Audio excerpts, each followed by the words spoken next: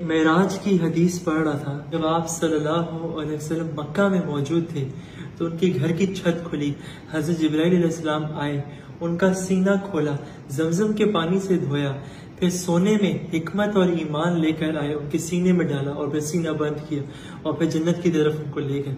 जब जन्नत में गए तो जन्नत के फरिश्ते ने पूछा कि कौन आया? उन्होंने फरमाया मैं जिब्राइल अलैहिस्सलाम आप सल्लल्लाहु अलैहि वसल्लम के साथ आया हूँ। फिर उन्होंने जन्नत का दरवाजा खोल दिया तो आप सल्लल्लाहु अलैहि वसल्लम की मुलाकात हजरत आदम अलैहिस्सलाम, हजरत इदरीस अलैहिस्सलाम, हजरत मूसा अलैहिस्सलाम, हजरत इब्राहीम अलैहिस्सलाम, हजरत ईसा अलैहिस्सलाम से हुई। आप सल्लल्लाहु अलैहि वसल्लम अल्लाह के पास अर्श पे चले गए तो अल्लाह पाक ने वहाँ पर आप सल्लल्लाहु अलैहि वसल्लम को उनकी उम्मत के लिए 50 नमाजों का तोहफा दिया।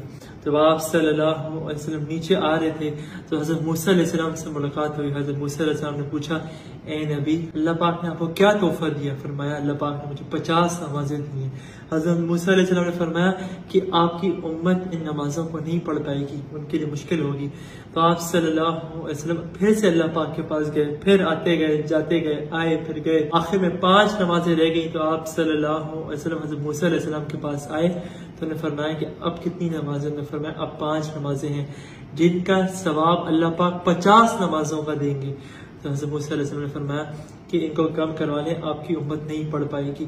तो आप सल्लल्लाहु अलैहि वसल्लम फिर फरमाया कि अब मुझे शर्म आती है फिर से अपने अल्लाह पाक के पास जाने से, इन नमाजों को कम करने से।